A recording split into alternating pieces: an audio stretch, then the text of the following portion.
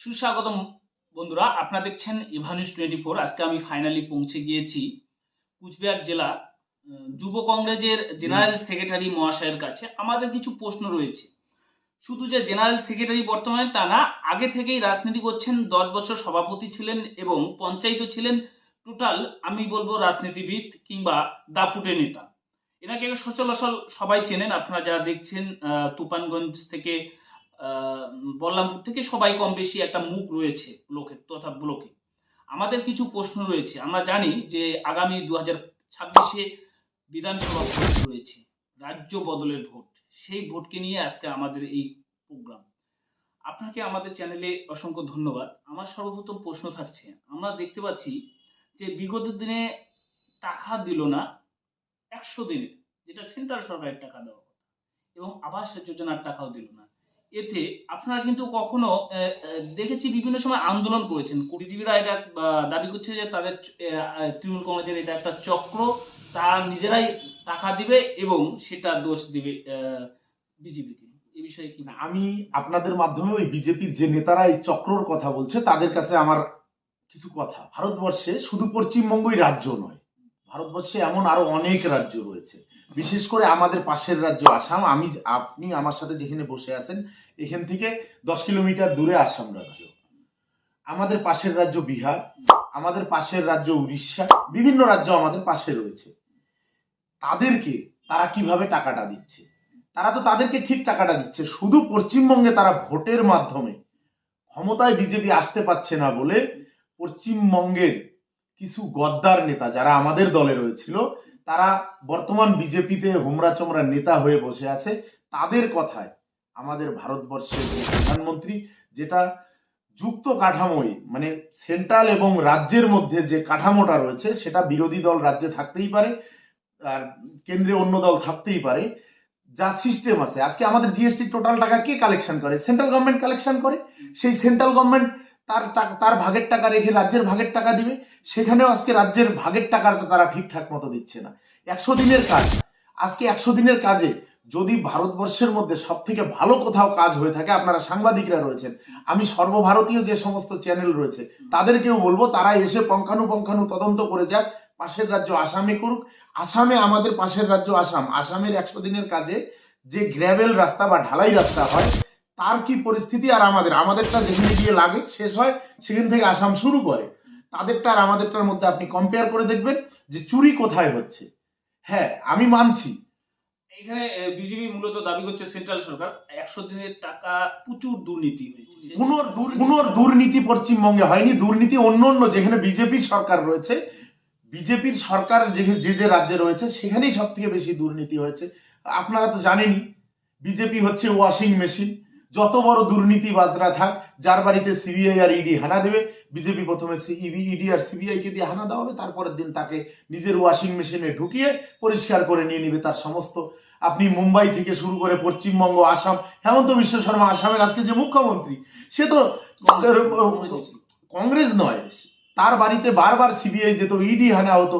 সে হচ্ছে রোজভ্যালি দুর্নীতি, সারদা দুর্নীতির মাস্টার মাইন্ড ছিল। সেটা বিজেপি বলেছে, আমরা বলিনি। বিজেপি তো বলেছে। সে যখন বিজেপিতে চলে গেল, সে তার থেকে ভালো মুখ্যমন্ত্রী পৃথিবীতে আর কেউ নেই, সেটা বিজেপি বলছে। এই বিজেপির দ্বিচারিতা মানুষ বুঝে গেছে। মানুষ এর জন্য এবারের লোকসভায় দেখিয়ে দিয়েছে। পশ্চিমবঙ্গে যেটা আমরা কুচবিহারের সিট, অনেকেই হয়তো আপনাদের চ্যানেলের মাধ্যমে আপনারাও সমীক্ষায় দেখিয়েছেন কুচবিহারের সিট তৃণমূল জিতবে না, কিন্তু মানুষ ভোটের মাধ্যমে কুচবিহারের সিট তৃণমূল কংগ্রেসকে জিতিয়েছে। কিন্তু আবাস যোজনার টাকাও দিয়ে দিল রাজ্য সরকার। ইতিমধ্যে 12 লক্ষ মানুষ টাকা পেয়েছে, কিন্তু এখনো অনেক মানুষ, সাধারণ মানুষ বাকি রয়েছে। তাদের কি পরিস্থিতি হবে, এই বিষয়ে কি বলুন? মানে প্রথমে যেটার নাম ছিল আইএওয়াই, তারপরে নাম হয়েছে পিএমএওয়াই। এই আইওয়াই এবং পিএমওয়াই, যেটা মানে নাম সেন্ট্রাল গভর্নমেন্ট পরিবর্তন করেছে। আপনি যেটাই বলেন, আমরা যেটাকে সাধারণত গ্রামের মানুষ ইন্দিরা আবাস যোজনার ঘর বলে জানি, আমরা সাধারণ মানুষ। আজকে 6-7 বছর থেকে দেখুন, মানে সেন্ট্রাল গভর্নমেন্ট, বিজেপি গভর্নমেন্ট আসার পরে একবার হচ্ছে সেন্ট্রাল আমাদের টাকা দিয়েছিল, প্রত্যেক বছর যে টাকাটা দেওয়ার কথা। আজকে 5-6 বছর থেকে আমাদের সেন্ট্রাল গভর্নমেন্ট মানে ঘরের টাকা দিচ্ছে না। তার সত্ত্বেও আমাদের দিদি, আমাদের পশ্চিমবঙ্গের মুখ্যমন্ত্রী ঘোষণা করেছিলেন যে যদি সেন্ট্রাল টাকা না দেয় আমরা রাজ্যের তহবিল থেকে সেই টাকা সাধারণ মানুষকে দিব। আজকে কিন্তু সেই টাকা রাজ্যের তহবিল থেকে সাধারণ মানুষকে 12 লক্ষ মানুষের অ্যাকাউন্টে প্রথম কিস্তির টাকা ঢুকে গেছে, দ্বিতীয় কিস্তির টাকা ঢোকা শুরু হয়ে গেছে। এবং দিদি এটাও ঘোষণা করেছেন 2026 সালের আগে আরো যে প্রি ওয়েটিং লিস্ট, মানে আরো কিছু নাম রয়েছে যেটা ওয়েটিং লিস্টে রয়েছে, তারা নিশ্চিন্তে থাকুন। আমি আপনাদের চ্যানেলের মাধ্যমে যাদের প্রি ওয়েটিং লিস্টে নাম রয়েছে তাদেরকে আশ্বস্ত করতে চাই, আপনারা 2026-এর আগে দিদি যা কথা দেয় সেই কথা রাখে। দিদি বিধানসভা ভোটের আগে কথা দিয়েছিল লক্ষ্মীর ভান্ডার দেব, লক্ষ্মীর ভান্ডার কিন্তু সবাই পাচ্ছেন, সেম ভাবে আপনারা ঘরের টাকা পাবেন। এবং 26-এর পরে বাকি আরো যাদের এই প্রি ওয়েটিং লিস্টে নাম নেই, আদেও তারা পাওয়ার যোগ্য, তারাও নিরাশ হবেন না। দিদি আপনাদের সবার জন্য ব্যবস্থা করে রেখেছে, আপনারা সবাই ধীরে ধীরে ঘর পাবেন, কারণ দিদির সংকল্প সবাইকে সাথ দেওয়া। এবারে আপনি এই লক্ষ্মীর ভান্ডারও শোনা যাচ্ছে লক্ষ্মীর ভান্ডারও বাড়াবে আগামী দিনে, কিন্তু এখানে বিরোধীরা বলছে এটা ভোট কেনার রাজনীতি হচ্ছে। চাকরি কোথায়? শুধু লক্ষ্মীর ভান্ডার দিয়ে কি সংসার চলে বলুন? বিরোধীদের বলতে চাই, আজকে দিল্লির ভোটের রেজাল্ট হচ্ছে।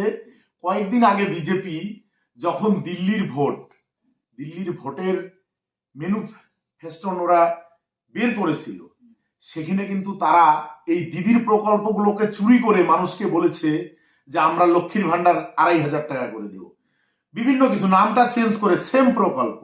তো ভাই ওগুলো হচ্ছে কথার কথা, ওগুলো কথা বলার কথা।